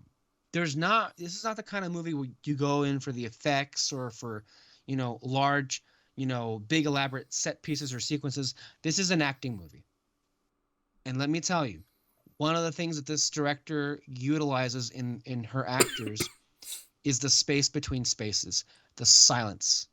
And there's a lot of acting being done through blocking, but also through their facial expressions too, and in the eyes especially. And it was unbelievably emotional and profound too, because it you think you've seen a version of this movie done so many times. Think of like Hollywood rom-coms. Like, I'm gonna read what the synopsis is, but I think a lot of people would like write it off as like, oh yeah, I know how that's gonna go. One thing I will spoil is there are no easy answers. There are no easy answers, and it makes you sit with what happened, and it makes you feel exactly what these characters are feeling. So this is Past Lives. The letterbox description happens to be this: Nora, that's our main character, and Haesung, two deeply connected childhood friends, are wrest apart after Nora's family emigrates from South Korea. 20 years later, they are reunited for one fateful week as they confront notions of love and destiny. It actually leaves out something in the middle there, but it's more or less what the movie is about, or at least what transpires here. But unfortunately, I think like there's some other players in what has come out of the festivals that might push this movie aside. But I am hopeful that there are going to be some considerations, at least for Best Picture. I know some people were hoping Greta Lee would be a Best Actress contender, but that's also looking very stacked lately. More to the point about this movie, I feel like what resonated most with me was the idea that of reconnecting with somebody from your past, somebody who you haven't thought about in years, and if you did, probably would never talk to again. But there's just an ever sense of longing in both of them, and so much is said in what's unsaid. Mm-hmm. That doesn't mean that they don't actually talk about what's going on with them. They do. And just to me anyway, it was just some of the most deeply moving, affecting work I've seen in quite some time. This is very easily one of the year's best movies, like for me. And it's hard because I love a lot of movies. Well, I shouldn't say I love a lot. There are some movies that I love so much to the point where I can't really pick a favorite. I'll tell you right now, like my favorites of the year so far are Guardians, Across the Spider-Verse, and Oppenheimer, with Barbie just being right underneath it. But Past Lives is right at that quality level, right there with them. And maybe on some days this might be number one, which is high praise indeed, because all those other films were pretty fucking great and special in their own right. Now, I'm not here to go out of my way to overhype things. In fact, I rarely do that. But I feel like this is a story that I think most people are going to be able to connect with and get a lot out of. And it's just so incredible that this is a directorial debut. Such amazing, terrific work. Mm-hmm. So I'm going to leave it there. But it's definitely a film that we will come back to and that we will, talk about on the show. Whenever anybody else has seen it, of course. But this is one of the ones that I really wanted to see this weekend, just to get a head start, because there's a lot of movies that are already like piling up, and I want to start little by little watching them now instead of waiting until November or December to watch all of them at once. The other one I saw was by Pablo Larraín, who is the filmmaker behind Jackie and Spencer. Spencer, of which I thought was an amazing movie. This is El Conde, or El Conde, which is Spanish for the Count. And this is more or less a fictionalized version of a real life dictator, Augusto Pinochet. He was a Chilean dictator in the 70s and 80s and 90s. Only this time, he's a vampire. Right, so that's just a fun twist on it, because this is Pablo Larraín's manifestation of like, well, to me fascists are monsters. Let's make this fascist a real horror monster, and this is what this is. There's a lot of really wonderful surprises in this movie. I wouldn't say it's an amazing movie or the best movie you'll see, but I will say it's one of my favorites this year because it's just so much fun. It is, I'd say, up to the quality of what Jackie and Spencer were. It's like that in a structural standpoint where, we are focused on this individual. Of course, the difference here being there is no sympathy for him because, he is a fascist, and Pablo Larraín apparently is Chilean, and this was his country, and he's making a movie about this person who ravaged his country, and here he is making him a vampire. And just from that standpoint alone, let me just say, those vampire sequences are amazing. Like we see there's some gore, we see some blenders, some hearts being ripped out, and there's some beautiful shots of our lead actor here, the Conde, played by Jaime Vadel, and he's just like flying. He's in his like fascist military uniform and just flying in the night sky with like this beautiful like cityscape behind him. It's the movie is in black and white completely, which is an added boon because I love black and white movies, and it's just shot one of the best shot films of the year. It may be too weird, quote unquote, for an Academy nomination for cinematography, but I think it's easily, in my view, should be considered for that. It has a bit of Succession in it. I haven't seen Succession, but Succession is about these kids in this rich family, and they want to like take over their dads and then get their rich inheritance, whatever. That's a little bit in here too.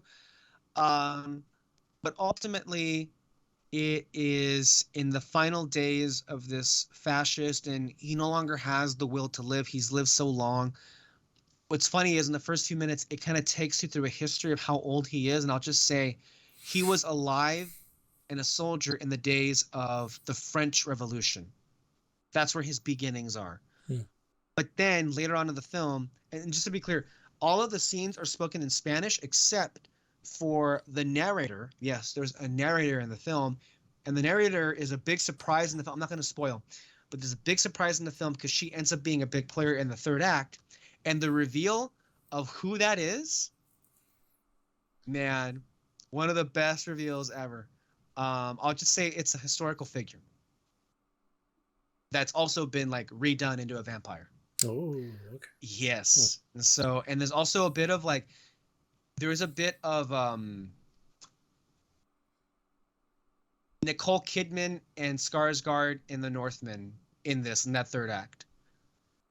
If you recall, that's if you recall what that is. There's a little bit of that in there, even though there's no action on screen. It's just kind of implied with some kind of an attraction in there toward the end. So it is a very unconventional film, clearly, but I think it is definitely one worth watching.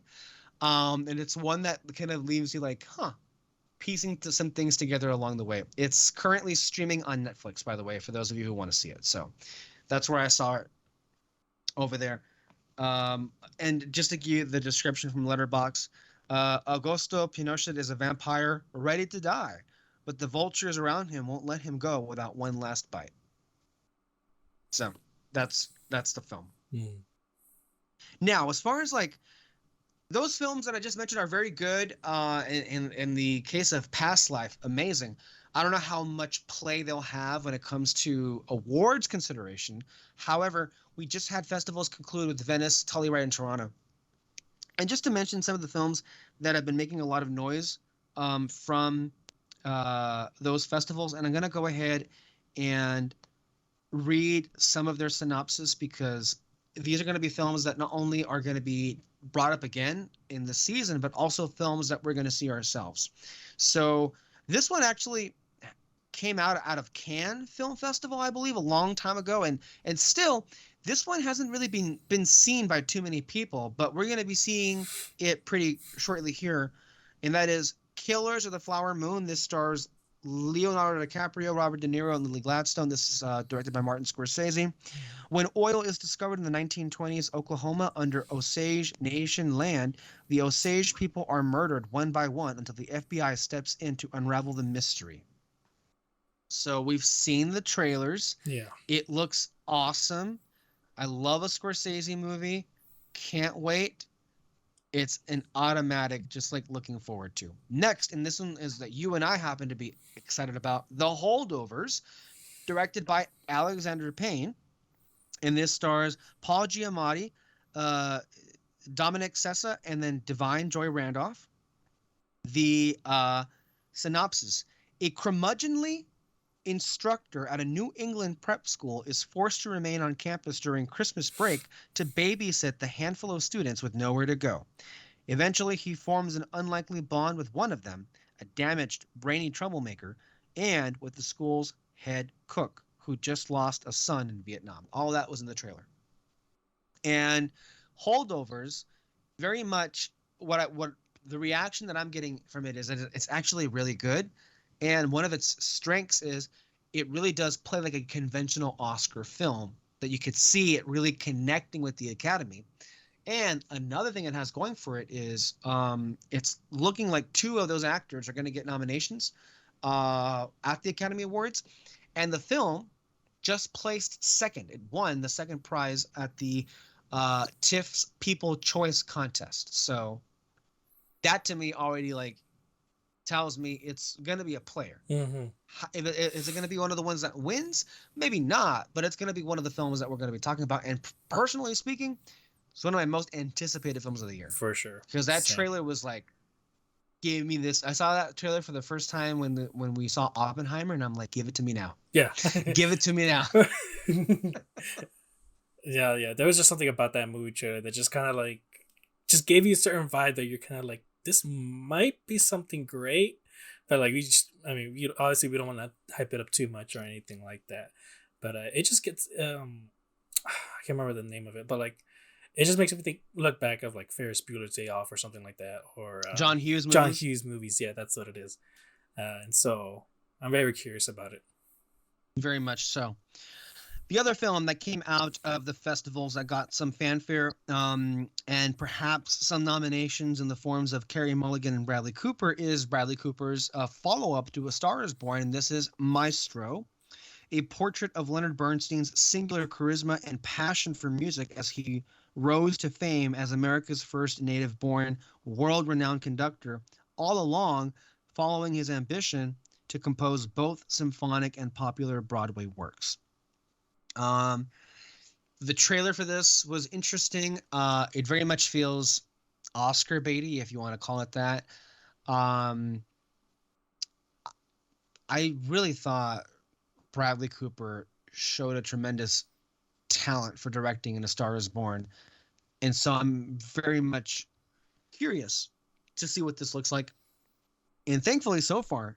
And one of the things I think that is surprising to note, David, is that across the board, all these movies, unless there's one I name, then I'll make sure I name it. But all these movies across the board are getting terrific reviews. There hasn't been a single one of these that's, I think, flopped so far. So we've got a really good group of really good movies. So this one's going to come out on Netflix, Maestro. And I believe it'll come out sometime in December. The next one we have here, the next film by Hayao Miyazaki, The Boy and the Heron. A boy discovers an abandoned tower in his new town and enters a fantastical world with a talking gray heron. Sounds like Miyazaki. No, yeah. It's a Miyazaki movie. Yeah. We're all excited about it. We're all very interested. No question at all. Mm-hmm. We're going to see it. And, not for nothing, this film, again, it got amazing reviews when it debuted at these festivals, but at TIFF especially, it placed third in the People's Choice Award, and the first animated film in history to place at the TIFF's People's Choice Award. Nice. Of the three ones that they picked, this one. So, hey, I this one. I mean, I've been really taking a deep dive into Miyazaki's work lately, and brilliant. Like, as of this moment, I've seen in the last few weeks Castle in the Sky, Ponyo, Totoro, Wind Rises, and Kiki's Delivery Service. My favorite of those would happen to be Ponyo, Mm-hmm. Kiki, and The Wind Rises, which I thought was just simply devastating. Simply devastating. Which then again happens to be Miyazaki's trademark in some instances. So I can't wait for this movie for sure. That's a no-brainer. This one we'll be talking about. Other films too that will David Fincher's new movie, The Killer. After a fateful near miss, an assassin battles his employers and himself on an international manhunt he insists isn't personal. This stars Michael Fassbender. Other film by Netflix, Rustin. This is directed by George C. Wolfe, who previously gave us Ma Rainey's Black Bottom with Chadwick Boseman and Viola Davis. This time it stars Coleman Domingo in his first ever leading starring role. Coleman Domingo is an actor I'm sure all of us and all of you will recognize, having been a supporting player his entire career, but it's actually a very important role for him because he's playing a character who was a key figure in the civil rights movement of the 1960s, but one of the ones you don't hear about because he was openly gay. And it's actually especially powerful because the director, George C. Wolfe, happens to also be gay, and then of course Domingo himself happens to be gay too. So it's like a very, going to be one of those films I would imagine that stays with people. I don't know. The reviews have made it seem like it's good. It's not great, but it's good. But Coleman is really, really good. So that's what the buzz has been. This is the synopsis. Gay civil rights activist Bayard Rustin helps Martin Luther King Jr. and others organize the 1963 March on Washington. So the trailer is out. You guys can see it. I'm sure I'll enjoy this one just fine. Now, this one was a major, major player coming out of the festivals. The next film by Yorgos Lanthimos, Emma Stone, and Mark Ruffalo. So Yorgos Lanthimos' previous, I believe, major contender in the awards circuit was The Favorite, which won an Academy Award for Olivia Colman, among other things. And this one seemingly got so much buzz. At the moment, I think we're seeing that Emma Stone is the current front runner to win Best Actress. This will be her second Best Actress award. If she were to win, no one's sure of that yet. We're in September, but that's what the buzz is right now. The description, and it's delightfully fucked up. Bella Baxter is brought back to life by the brilliant and unorthodox scientist, Dr. Godwin Baxter. Hungry for the worldliness she is lacking, Bella runs off with Duncan Wedderburn, a slick and debauched lawyer, on a whirlwind adventure across the continents. Think Frankenstein. Yeah. Which sounds incredible. Yeah, this is from the pictures of it. It just looks weird. But yes. I mean, I don't know. Emma Stone and Mark Ruffalo. Ruffalo. Really? Mark Ruffalo's in Emma Stone, Mark Ruffalo. Oh, Defoe is in here. That's who I was like. Yeah, William. Mark. I believe. Let's see. Yeah. It is Mark Ruffalo who she runs away with. I think Willem Dafoe is the one that makes her, or that brings her. This is a scientist, I believe. I did not know Ruffalo was in this movie. Wow, that's cool. Yeah, this one is just out of curiosity, really. Like I said, the pictures just look weird, but I'm very interested in it. Very much so. Another one that people are crazy about right now, All of Us Strangers. This stars Andrew Scott, Paul Mescal. Evidently, it's very emotional and very gay, so that's going to be a big player. We're running out of time, so I'm going to go through this real quickly. Saltburn, the follow-up by Emerald Fennell. She gave us Promising Young Woman. Now she has a film with Jacob Elordi and Barry Keoghan, and it's very horny and very sexy, and there's a lot of nudity, and people are going to love it. I just assume so. Next we have, let's see here, Hitman by Richard Linklater. Got a lot of great reactions. It just got purchased by Netflix, so it'll be coming on there in the coming weeks. The Zone of Interest. This one, I'll just say, sounds horrifying because it's basically a Nazi family taking a vacation, and they happen to be near the Auschwitz concentration camp. So fun. Okay. Sounds like a fun time. Yeah, right.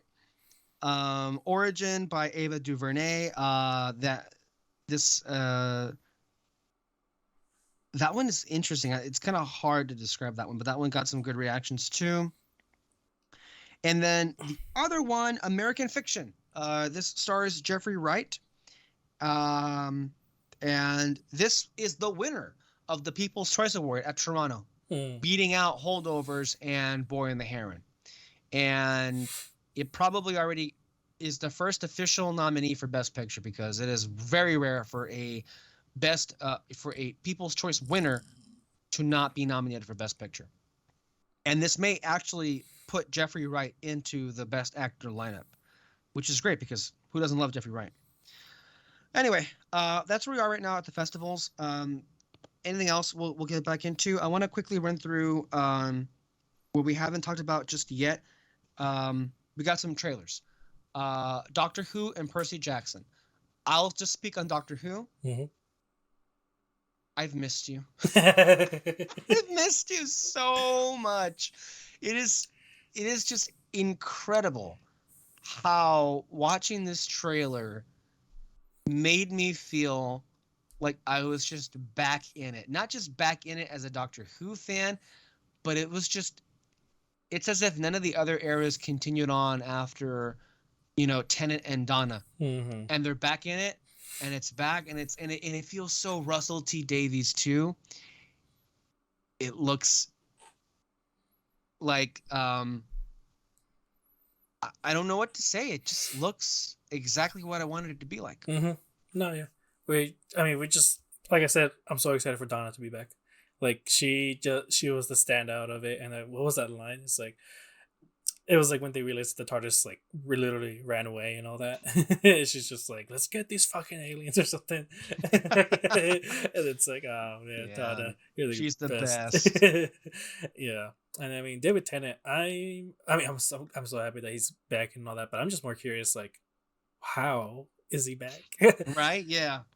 Well, I feel like in some ways we know. I'm curious to see what the language they use, but in some ways, what fans have been linking this to is that moment in Day of the Doctor, which, by the way, turns 10 years old. We should say that this year is the 60th anniversary of Doctor Who, which is a big part of what the special will be.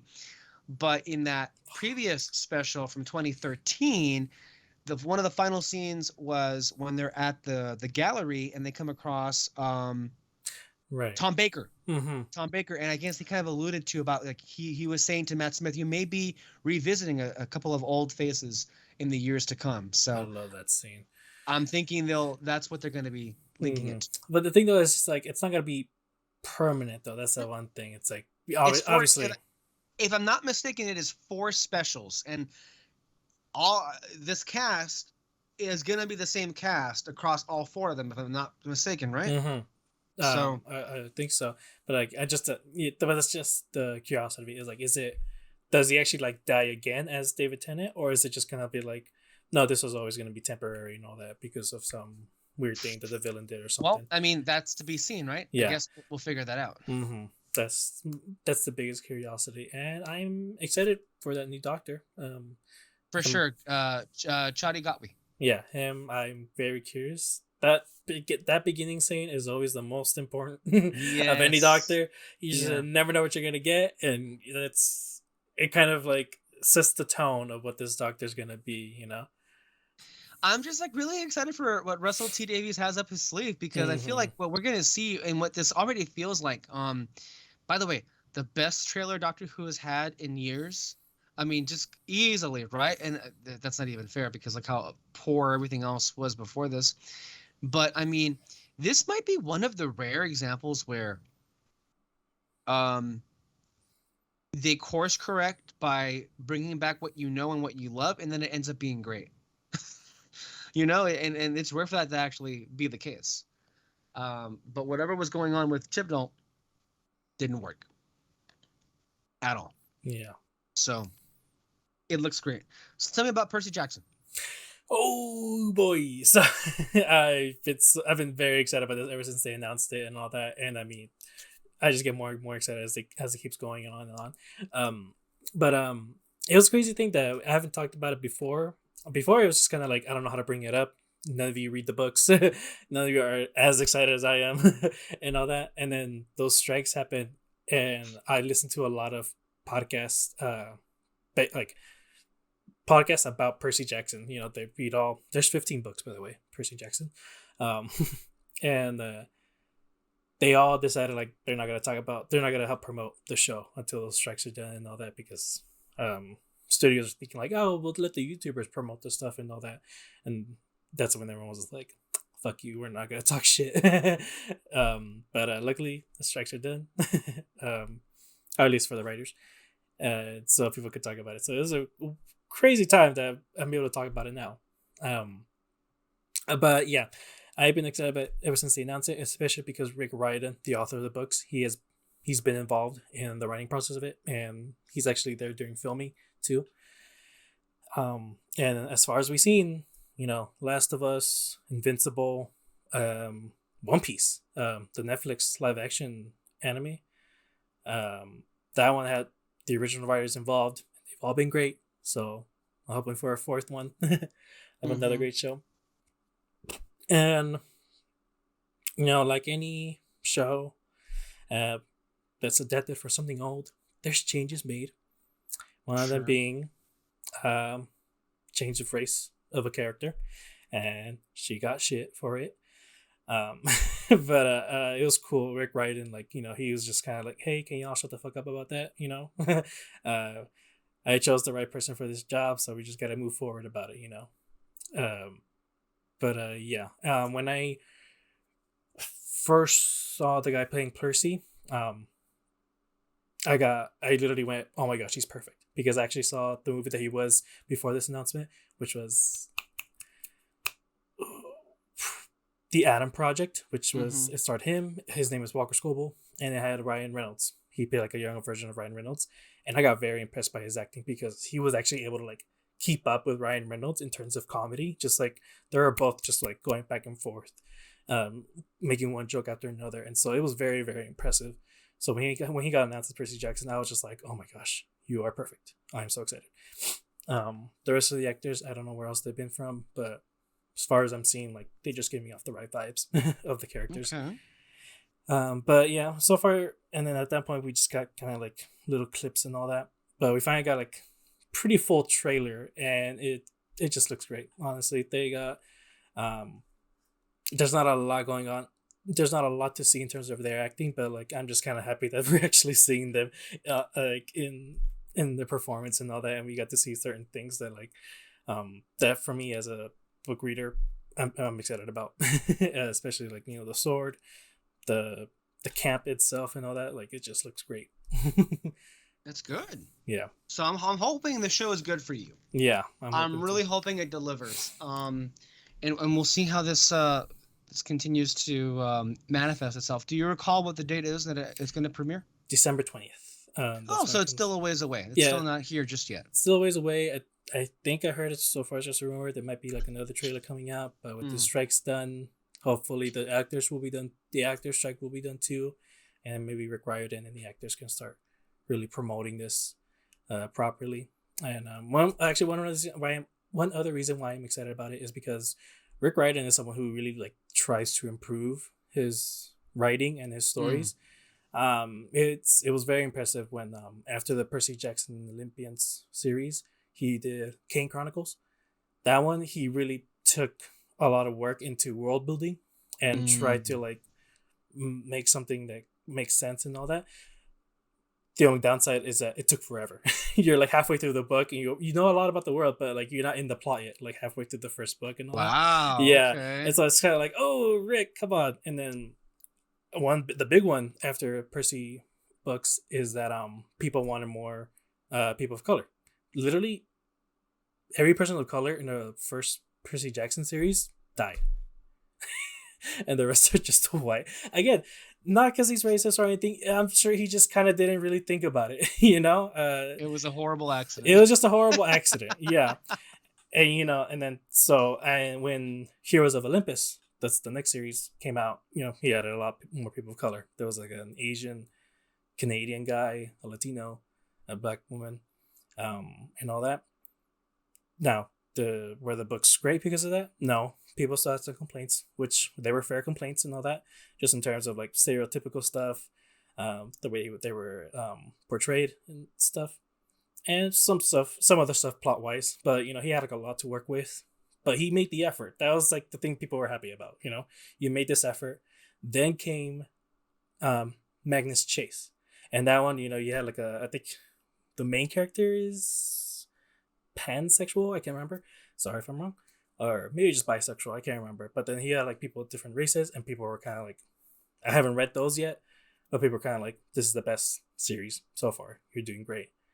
One that I read was Daughter of the Deep, which I actually brought up in Turn to Page. That one, he had like a lot of people of different colors. He also had like a character who was autistic and all that.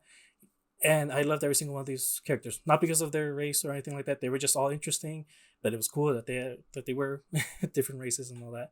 But he is someone that like really does trying to improve, bringing more people into his books and just improving in general. And Daughter of the Deep might be my favorite book out of his. The beginning is just, it moves you along to the story.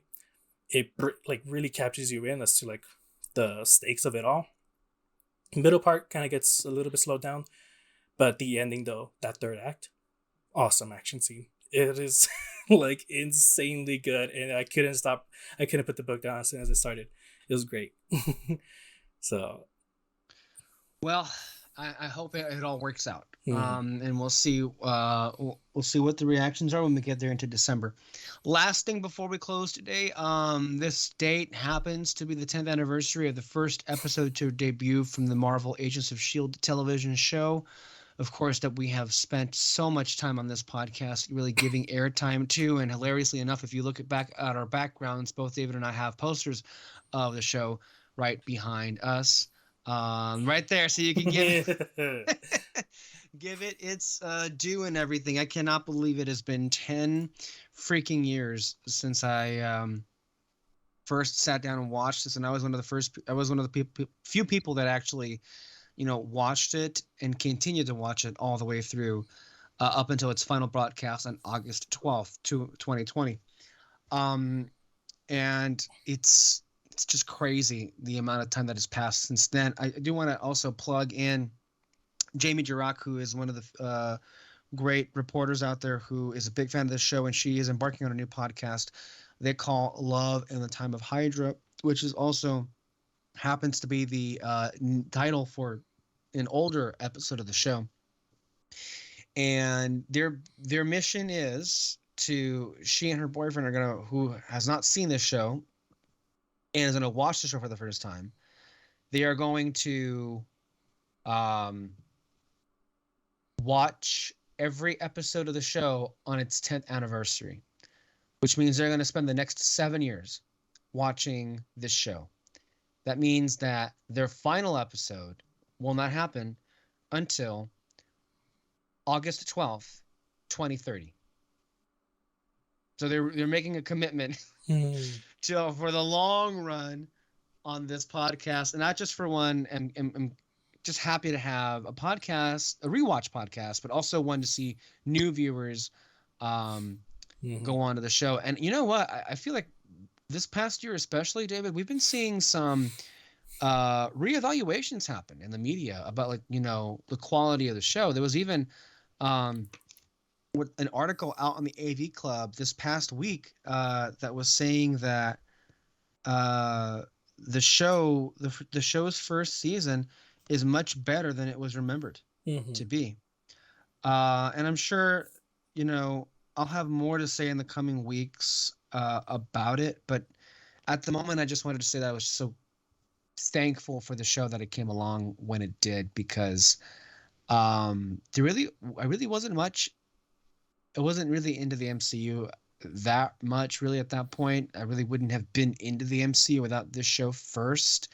And then also, the fix that I was getting from Clone Wars was gone. Remember, earlier in the year, March 11th, 2013, it was canceled, and that was it. And then this show came along, and it kind of like replaced it.